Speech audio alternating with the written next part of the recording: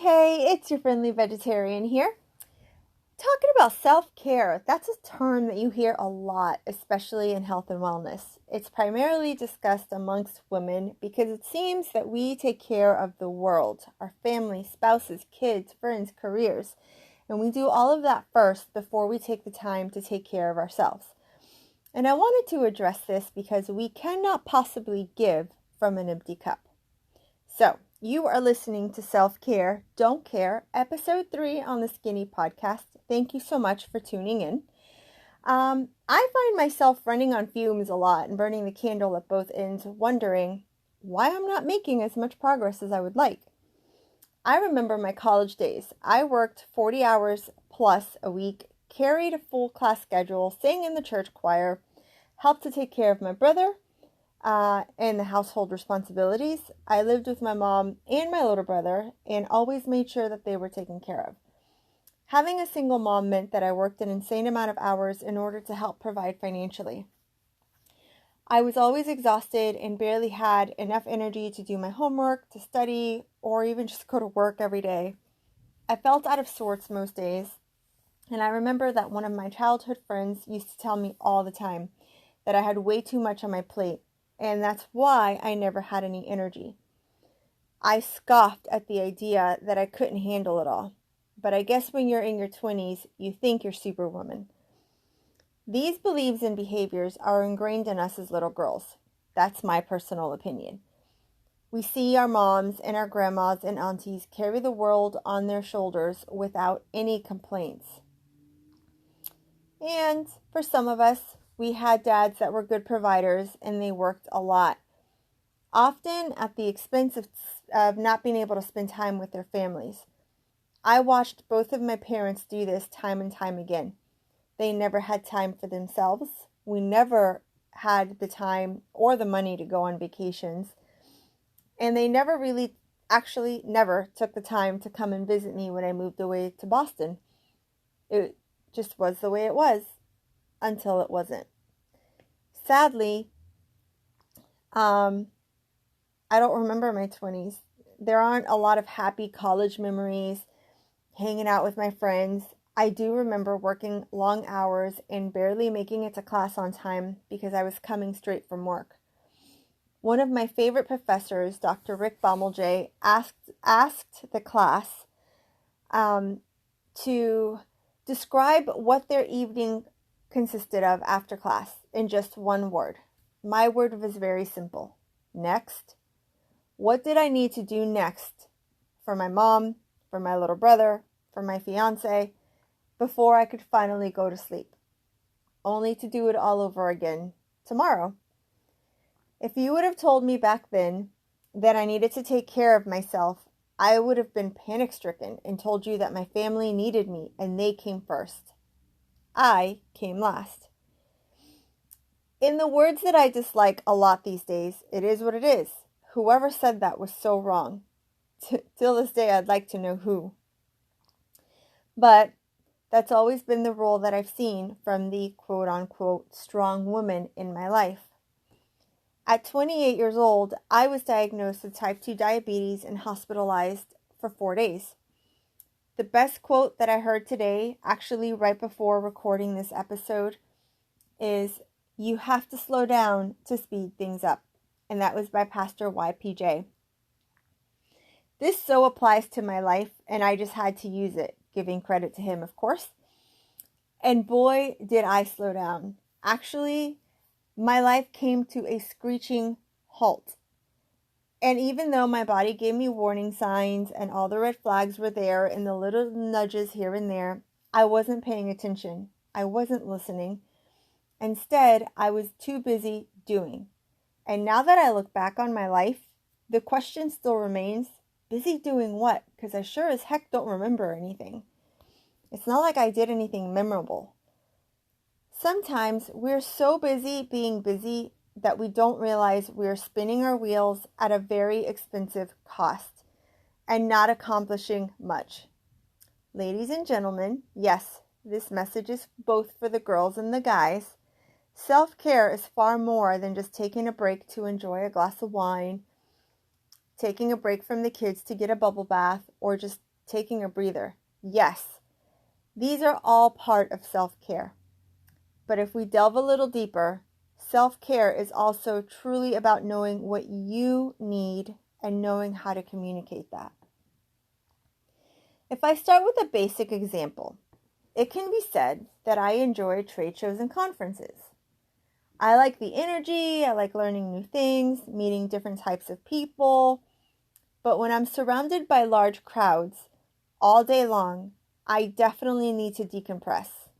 That may look like quiet time when I get home. No TV, no music. I definitely don't want to talk, have any type of conversation. Just some me time and my thoughts to recharge. You see, I'm actually an introvert. And while I enjoy entertaining and spending time with people, I also need to recalibrate. And not doing so causes me to be irritable, mentally spacey, and I often shut down. I get really quiet when I don't recharge my batteries. That, of course, brings on the question of, what's wrong, Vanessa? Why are you so quiet? Did I do something wrong? It's not necessarily that anything is wrong. I'm just drained. This can be an issue when you're married and your spouse doesn't understand that in order to function, you have to reboot. And they cannot always be part of that process. Such was the case in my marriage, but more on that on a later episode. Other ways that I recharge is to work out, whether I go for a run or I do yoga or I do some sort of kickboxing or even spinning class.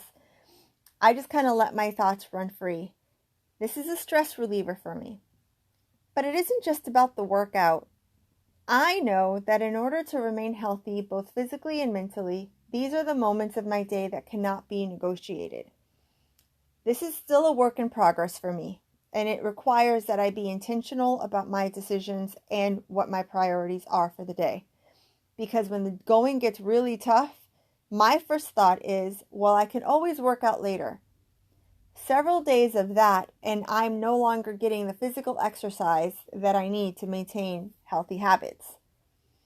Another great quote that I came across was by Bishop Rosie O'Neill, and that is, quote, "Procrastination is the arrogant assumption that you can do later what God has told you to do now," end quote.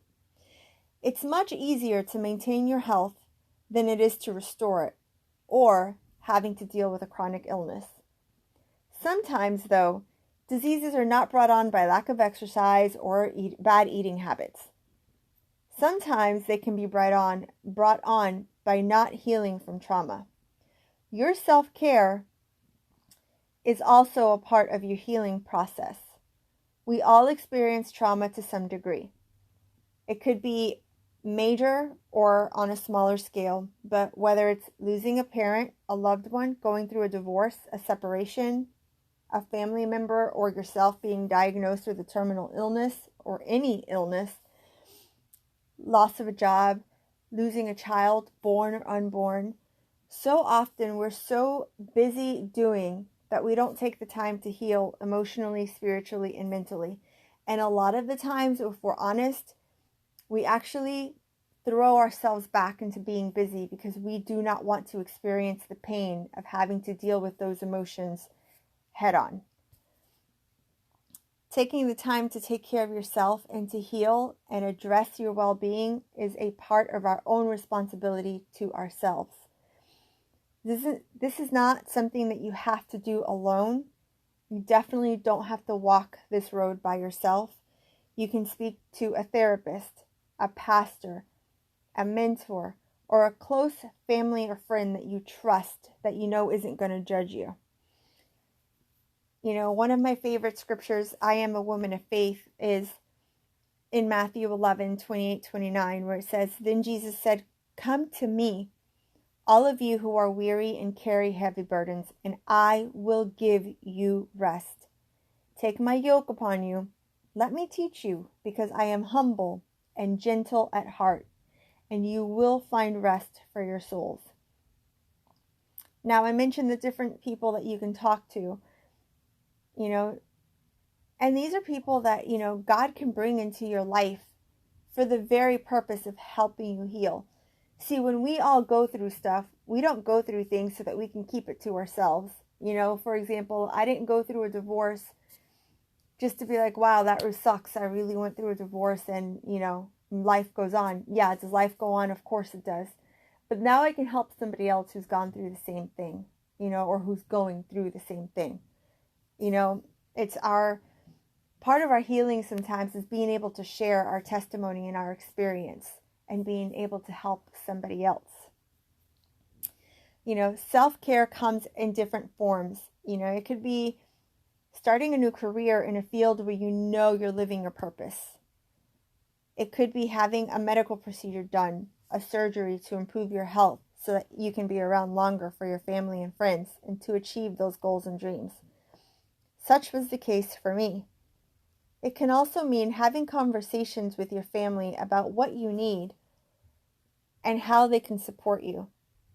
Do you need a certain amount of time per week to work out or to pursue a hobby or to just do something that makes you feel rejuvenated?